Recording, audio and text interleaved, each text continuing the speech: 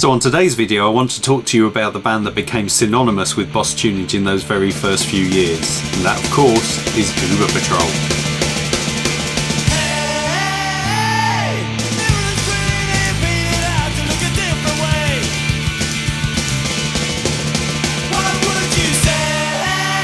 So I first became aware of Goober Patrol in about, I think it must have been sort of the late summer, maybe August, September 1989.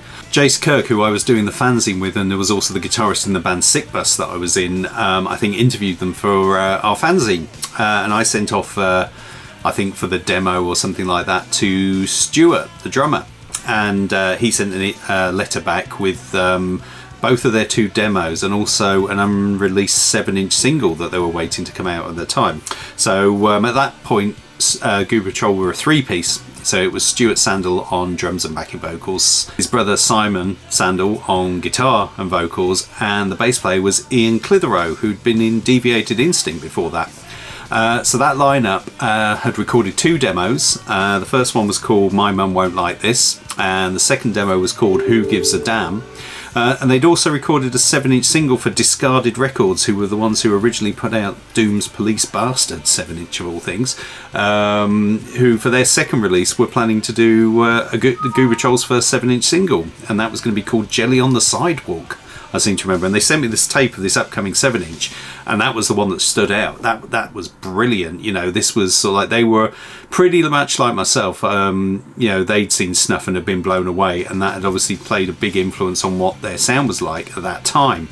So I think that I sent them like a tape of like Sick Bus, like a live tape of our two gigs that we'd done, and Stu suggested doing a gig swap. So we were penciled in to play a gig, I think with Sync, in, this must have been like October 1989, in Norwich, and then we'd return the favour and get them to play in Boston at the Indian Queen, shortly after. So for whatever reason we didn't actually end up doing that gig, because we all fell out about it and split up because of it, because we didn't do it. So we were obviously planning to do the split 7-inches Vehicle Derrick and Sick Bus, and then of course once we split up, we thought, well, actually it might make sense to have a band that's not just in Boston to sell this 7-inch sort of wider. So Goober Patrol were the obvious people to ask. So I remember I asked them and they said, yeah, we'll do it. And so that's how the Vehicle Derrick split 7-inch single with Goober Patrol came about.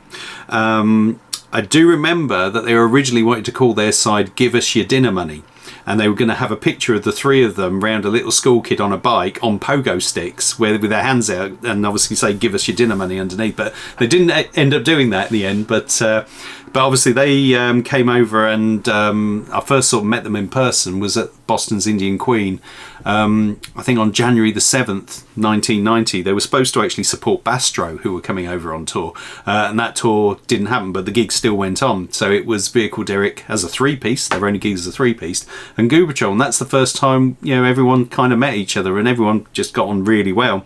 So apart from Stu, Si and Ian, that's also where I first met Tom and Tim, because they used to travel around to gigs with Stu, Si and Ian.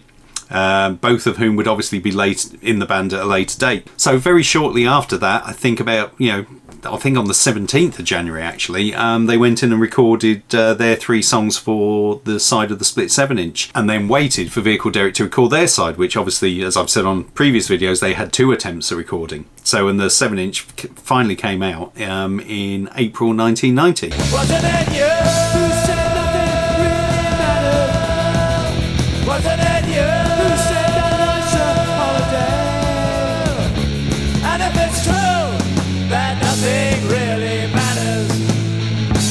What are you doing? Feeling down this way.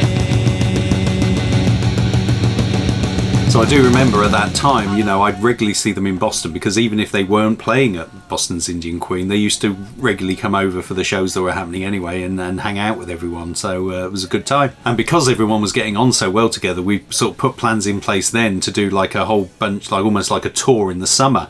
Because Vehicle Derrick members were at university, so it was just going to be easier to do that. So we started to organise the this tour.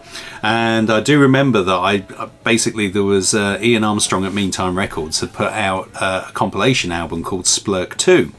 And on that was a whole bunch of his gig contacts and people to actually try for gigs. So I started going one by one through the back of all these contacts, and we did sort of get the semblance of a tour together.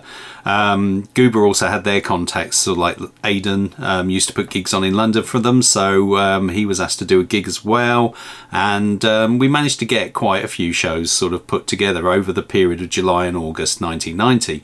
Now I seem to remember I wasn't driving at that point, but I did actually have a car. I was still learning. So I remember that the drum kit and me were driven by Del Howes, the singer in Vehicle Derek. Goober Patrol were in their Ford Sierra, and then I think the other members of Vehicle Derek had summer jobs and used to drive up separate to us for each gig and down. So we didn't really have any kind of strategy in how we were planning to get to these gigs, and it was all a bit haphazard. So I think soon after that my dad had a van. And what we basically arranged then was that Stu and Si and Ian would drive up to my house in Spilsby, pick me up, and then we'd borrow my parents' van to do the shows soon after that. I also remember my dad was scrapping this old Peugeot estate, and it was one of those where it got like 3 rows of seats in it, and we got those out of there and then bolted those into the back of the van, so it would be almost like a 6-seater, so everyone had a seat to travel around in. And after those shows I did Vehicle Derek sort of pretty much called it a day soon after, because the rest of the members were going off to university. But I did say to Goober Patrol several times on that tour, probably boring them to tears, I'd love to do a Goober Patrol album, and that's what eventually became Truck Off. So the band recorded Truck Off in I think January 1991. And from memory I think it cost about 140 quid to record. Production was way better than the split 7-inch was, and it was great to hear all these songs that I'd been hearing time and time again at numerous gigs over the previous sort of 12 months to finally have it. I remember they sent me up a cassette tape of it, and I wore that tape out pretty much waiting for the records to come back. The records themselves came back in April 1991, and I ought to get you a copy to have a look at it, shouldn't I really? Hang on a minute. And so here it is, Truck Off. So the first thing to say is that the band wanted similar colours to Milo Goes to College, the Descendants album, so they wanted this sort of grey with black, and Indie Pressing Services, who pressed it to varying degrees of grey, so you might have a copy that is a lot lighter grey than this one is. This is one of the better ones that I get back for myself. So as you can see, Tom Blythe, Tom, who would later be in the band of course, did the front cover artwork. You can see there's Si, Stu and Ian there, and Stu's wearing a Green Day t-shirt, which shows where we were kind of at the time. And then the back is, pictures of the band, and then it all got a bit Letraset-tastic, so put the catalogue number on there, and the logo was Letraset as well. The sticker from the Vicar, address sticker, and obviously by that time we'd done a deal with Plastic Head to start exporting the releases. So this was distributed to UK shops by SRD, and then export to Plastic Head. So it says here, recorded at Purple Rain Studios December 1990, so I was a month out when it was done. It was well received. It was really well received. I know that we got loads of reviews in fanzines. We sent one over to Maximum Rock and Roll, who really raved about it, and that led to Blacklist Mail Order, which was kind of like the distribution sort of bit of Maximum Rock and Roll actually placing an order for I think 20 copies or something like that, and I think they may have even asked for another 10 after that, so they obviously sold them, which is progress if you've seen some of the other releases and videos on the channel. And then we got the record itself, obviously in the typical Hungaroton thick vinyl, and got Big Daddy there on side A saying, "How you getting on, mate?" And then B side, having had the problem with the Damage record where they couldn't spell Boss Tuneage right, I took matters into my own hands and went mad with the Letraset there. So on the B side, we pressed 1,000 of it at the time, and then you would, I sort of basically followed what I'd done the previous summer at shows, where instead of walking around with a little 7-inch box saying please buy a record, I walked around with these saying do you want to buy the record as soon as the band had finished, and did the merch store and stuff. So yeah, it was a great time. I think we were pretty disappointed that we thought like NME might review it or something, and they didn't. John Peel played it. He played 2 or 3 songs from it, I think, from memory.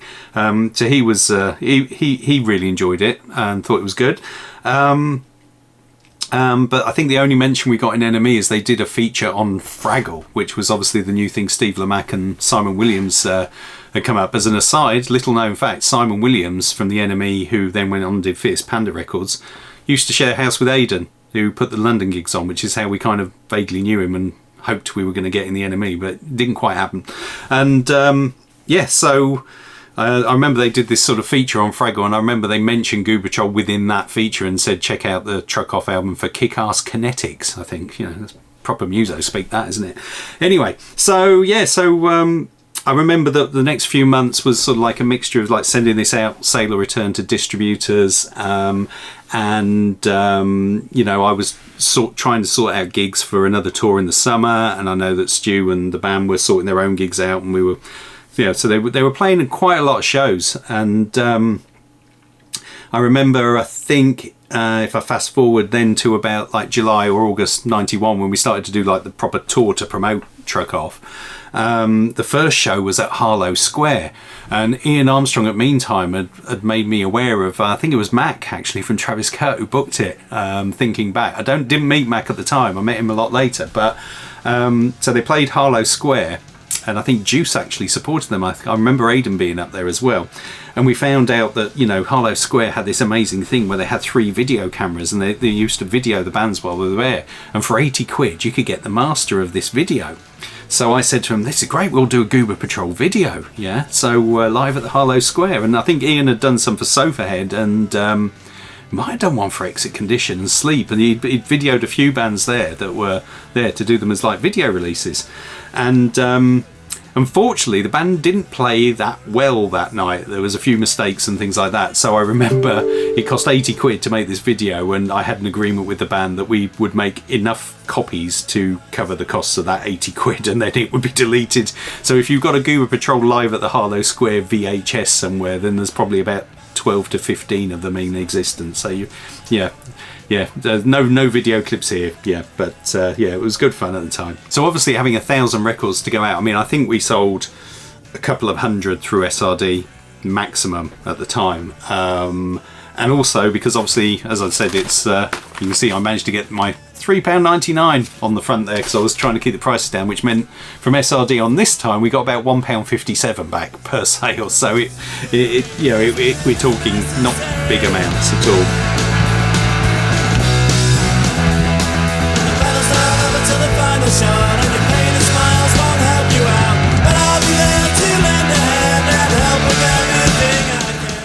But the other thing that was happening at that time was Aidan was getting involved with Lookout Records, and obviously Lookout Records were a big sort of influence on us all back then, with the early sort of releases by, you know, Monsula and Sam I Am obviously had done a 7-inch for them, and Green Day, of course. And so I think Aidan sort of had done some kind of deal where he was going to be like Lookout UK, and I think with Christy Colcord, and yeah, they were going to organise bands to come over to Europe and, you know, book UK shows. And the first one of those I think that was planned was Green Day. And so 9th of December 1991, Goober Patrol supported Green Day on their first ever UK gig. And that was put on by Andy Turner, Tez from the Instigators. And normally he put gigs on at the Huddersfield Wharf. But I think for some reason either the management had changed or it was closed for repair or whatever, and so it moved up the road about 2-3 doors down to the Huddersfield Top Spot Snooker Club. And you know, there used to be these punk gigs happening in the foyer of this snooker club, so if you wanted to go and have a drink you had to go down the stairs into the snooker hall and then go back up again. And yeah, so that was Green Day's first ever UK show. I mean, it was just before Kaplunk came out, so 39 Smooth was out and we played that to death, and Kaplunk came out, I think it was actually late and didn't arrive in time for the beginning of the tour. And Yeah, so yeah, that was their first ever gig. There was about 50, 60 of us there. That's kind of, you know, my were you at the Sex Pistols show in Manchester kind of story, I guess. But I do remember sort of Billy Joe and stuff talking to him, and they were just over the moon that they saw that there was, like, you know, oh wow, he's wearing a Green Day t-shirt on the front cover. You know, saying, oh yeah, we're really pleased that you're over and playing some gigs. And the funniest thing with Blacklist taking some things and that great Maximum Rock and Roll review was I found that I think Fat Mike had bought a copy of Truck Off. I think at least one or two of the Mr. T Experience guys had as well. So it was kind of ironic that all these bands that we were kind of really inspired by and were looking up to from America had actually got this record. So I think the support for the Green Day tour was split up between like 3 different bands. So basically Goober Patrol played some of the shows, the other shows were Jail Cell Recipes or indeed Funbug, because obviously Funbug had put out a 7-inch on Lookout as well. But that did mean that sort of Goober were getting quite a few of the supports for American bands when they came over. So later on they would also support the Mr. T Experience when they toured for the first time, and they did pretty much every show with them. I think there was like Norwich, London, Southampton and Wigan. I think the only one they didn't do was Newport. And they got on like a House on Fire as well, and that was a real interesting time. I remember that Mr. T Experience's van broke down before the Norwich show, and they turned up at about 10:30 and played, just literally plugged in and played for that. And then the next day when we were travelling down to the London show, they'd broken down again, so they all stuffed into our van to get down to the London show at that time. So obviously we're talking like 1992 now, so I'd put out the Floor 81 compilation album in sort of May time, and you know, we were planning to do like another record. Now by this point what I'd started doing was trading with other labels, particularly in Europe, swapping their releases for ours. And one of the labels that I'd traded with was Lost and Found Records in Germany, because they'd done all these neat things which, you know, I found out later were borderline bootleg, but of bands like Artificial Peace and Government Issue and stuff like that. And I remember Bern from Lost and Found really liked the Truck Off album, and I mentioned we were doing a second album, and he said, oh, I'd like to be involved, maybe I could do a CD of the new album and the first album together. And I wasn't really a fan of CDs at the time, mainly because I didn't actually own a CD player in 1992 at that point. So I was still very much, it's all just about vinyl, and these newfangled CDs, they cost too much and what have you. So, but I know like Goobers they were getting into CDs. So they were a lot keener to do a CD than I perhaps was. So we came up with this idea that I would press Dutch Ovens on vinyl. Lost and Found would do the CD version and include Truck Off on that as well, and then we'd swap copies of both formats between us. So the band went to Purple Rain in July 1992 to record Dutch Ovens, and I went over as well to hang out and see them do it. And I think they spent longer in the studio, and it cost quite a lot more to record. The band paid for the recording at the time. I think it could have cost 500 quid even, but you know, it was great to again hear all these songs I'd heard in the previous year finally recorded properly. And as an aside, which I hadn't really mentioned, is that when we first did the first record, both Cy and Stu, and I think Ian as well, were all straight edge. They didn't drink. You know, this is how long we're going back. Goober Patrol not drinking, but by the time of Dutch Ovens, and yeah, we were all drinking, definitely. And I remember getting absolutely trolleyed in Norwich when they'd finished recording Dutch Ovens, and was having pints of Southern Comfort and lemonade. And I was wearing contact lenses at the time back then. And I remember being absolutely violently sick in the back of this club in Norwich. And then panicking because one eye had gone blurry, and I used to wear these really hard gas permeable contact lenses. And I thought, damn, in my drunken puking stupor, I thought, damn, I've lost my contact lens, and I could only think it had gone in the sick. So there's me wading through this sick, looking for a contact lens. So then I go to the toilet to wash my hands, having not found it, only to see it move round on my eyeball. Lovely. So obviously in 1992, I think they'd already played some shows with No Effects in like the May-June time, and then did the Mr. T Experience tour in July. So I remember sort of in 1992 as well, they actually supported the Lemonheads, and It's a Shame About Ray had been out for a couple of months, and it was before like the Lemonheads went into the stratosphere and became the the darlings of the national charts and stuff. And I remember that they were a bit late arriving, and I'd set up the merch table for Goober Patrol, and I'd probably taken a bit too much of the merch table. So it was this woman called Polly, and she was the one who's actually on the front cover of It's a Shame About Ray. And she was quite a character, and I think that she was none too pleased that I'd taken up quite so much room on the merch table. And I remember jokingly, she punched me in the midriff, and it bloody hurt. It's like that. See, have you ever seen Friends when Chandler's got the little girlfriend who keeps punching him and it actually hurts? It was like that, and I actually had a bruise on my rib. So yeah, I was punched in the midriff by the woman who's on the front of It's a Shame About Ray. I know that we then booked some more shows to go out with the record to release it in September, and I think I was pretty keen to get it out by September because I'd be back at university by then. You have to remember that since September 91, so after 3 or 4 months after Truck Elf had come out, I was there in Leicester, so I used to drive back and do any label stuff at the weekends, which wasn't ideal, but it was the best thing that we could kind of do at the time.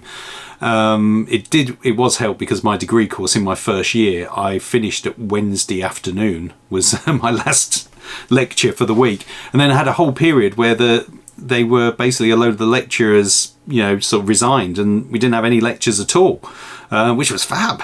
But the big problem about getting it ready for September was that the Floor 81 sales that Plastic Head had done, because I've moved everything to Plastic Head by this time. If you've seen the Floor 81 comp video or the Wordbug video, there's more about it on that. All my money was tied up in the Floor 81 records that were sat at my parents' house, basically. And it was like, how on earth are we gonna? How am I gonna press like the Dutch Evans record? And it was getting really tight for the dates, I think, from memory, of when we'd said we were going to put it out for. And I remember there was an American guy called Bruce who lived in Norwich who started sort of roadieing for Goober Patrol and hanging out with them and stuff. He was a bit older than the rest of us, and he said, look, I've got some money. If you want, you can borrow the money from me. So I think I had to borrow some money from him and also borrow some cash from my parents while we waited for this money from the previous sales and all the people who'd taken things on sale or return to actually filter in. And so because it was such a bit of a rush job, we had to pick the records up literally, I think, before the first show of the tour for Dutch Evans. I paid for a little advert in NME with the tour dates and everything, so it had to happen. And I remember the idea for the sleeve, well, probably better show you the sleeve of that one, hadn't I, as well. The band were really big fans of Pegboy at the time, and I know I think they wanted to have a black background and then the Goober Patrol logo and everything in yellow writing, a bit like the Strong Reaction cover, yeah? When we turned up, they printed them the wrong way round. So yeah, it's a good job they're from Norwich and support Norwich City, isn't it, with the colour of this? Anyway, so yeah, so that was a bit of a before we started. So you can see I got clear stickers from the Vicar this time, where we said, if that's in focus there, can you read that? So we did these little stickers there to say all about the band, like kick-ass, and saying they like Snuff and Green Day, in a desperate attempt to anyone flicking through wasn't familiar with Goober Patrol would know what they sounded like. So on the back, still no proper logo, just silly thing I put together, and the Lost and Found logo. The back cover photo of the band was done by my friend Matt, who was the photography student who took that picture in September 1991 at the Nutley Shelley Arms when they played with Wordbug, when I picked up the Wordbug records. And then David Goodchild from Wordbug Analyse did all the typesetting again for me on that one. And then if we go inside, there was an A3 lyric insert. Now, if you got a copy without this, sorry, I don't think we did 1,000, or they didn't all go in there anyway. So on one side, Ian from the band had done this great big thing all about the palaver of getting to like a Snakes and Ladders board, all about the palaver of getting to the Mr. T London show. And then in the reverse, we had a couple of photos of the band and some info and another cartoon there. The piece de la resistance was, I think this wasn't actually pressed at the Hungary plant because it's thinner vinyl. I think that because it was a rush job, Mike at Indie Pressing Services pressed it possibly in France, but I'm not sure, or in the UK for us, because we were up against the time. So the label has the comic cartoon flasher, so you imagine that when the spindle holding the record in place is put in place, and the B-side was again just David typeset that for us. So we pressed 1,000 of them, all with yellow sleeves, and I think I sent over, because CDs cost so much more than vinyl to make at that particular time, I sent over 600 copies to Burned at Lost and Found in exchange for 400 of the CD. So yes, I got my first CD and couldn't play it for about another 6 to 12 months when I finally gave in and bought a CD player. But she said, stop that play with children's games. I hate you, man, and you're all the same. Take me seriously when I'm saying to you. You act like a 6-year-old wanting to play with toys. You're either starting to dress that way. You better grow up fast if you want our love to last. So I think we were really hopeful with the way that, you know, Snuff was sort of kicking off, and by this time Leatherface as well, that, you know, and Drive and people like that it was going to get like some good reviews. John Peel did play it again and stuff, and he supported it. But I remember we didn't get any sort of national reviews, hardly.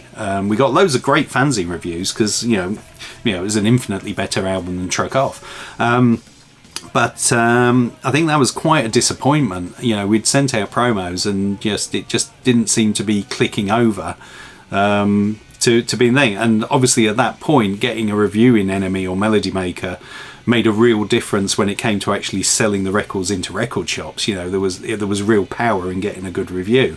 In those days. So I think we were a little bit disheartened, and obviously it wasn't ideal because now, when I came back to, after it was released, I was in my second year at university and we had new lecturers and I had lecturers, and, you know, I didn't have the time to really focus on it. And I remember that the band came over to play in Leicester, actually, on the 9th of December 1992 at the Princess Charlotte. Now, bearing in mind this was 1 year to the day since they played with Green Day, obviously at Huddersfield. And the 9th of December is a very important date for me, and I'll explain why in a minute. So anyway, I think that they came over. I think they'd been stuck in traffic and it was all a bit frosty. We weren't really, I think, on the same wavelength at that time. I mean, I was kind of just immersed in being a student and having a good time. And I think at that point it was becoming clear that, you know, to really kick Goober Patrol on to what they deserved to be at that point, they probably needed someone that wasn't me to be doing their records. We were kind of starting to drift apart at that point. So I think after they played, I just basically got up and stormed off in a huff. I think. So I wasn't listening properly anyway, and you know, we're all big enough and ugly enough now to realise that I was being a bit stupid. And so I went up the road. It was actually that night that I met Julie. So we got together on the 9th of December 1992, and 25 years to the day later, we got married. And we're still together now. So I kind of ended one relationship and went into another. And I think because over those next few months I was fairly loved up, it got harder and harder for them to get hold of me. You have to bear in mind, no mobile phones, no email these days. So I think they'd be leaving me messages at the digs I was in. But I wasn't there half the time because I was where Julie lived. So I think they managed to track me down, and they were going to be doing a tour. They'd sorted out their own tour for a few dates and needed some records and vinyl. So I remember they finally dragged me down, or I had to go to a payphone in the student campus to call them, to give them a call back because they'd left this message, and they say, we need records, you know, can you get us some records, Aston? So I remember I asked my mum and dad to drive over to Norwich with some records for them, because the tour was starting pretty soon after that. So, and I remember saying to my mum, oh, just remember to take the invoice book with you so we can make a note of, you know, what copies they've had and stuff like that, you know, so that they definitely get these. I think they might have even been going over to France for some shows. So, you know, I wanted to make sure they had some records, obviously. So my parents dropped that all off with them and stuff, and then they... I remember they went to park up to go and get something to eat before they headed back to Lincolnshire. And when they came back to the car park where they'd left the van, it had gone. And it was found burnt out about 2 days later. So all of a sudden, the record of everyone who owed me for all those first releases on Boss Tuneage was gone.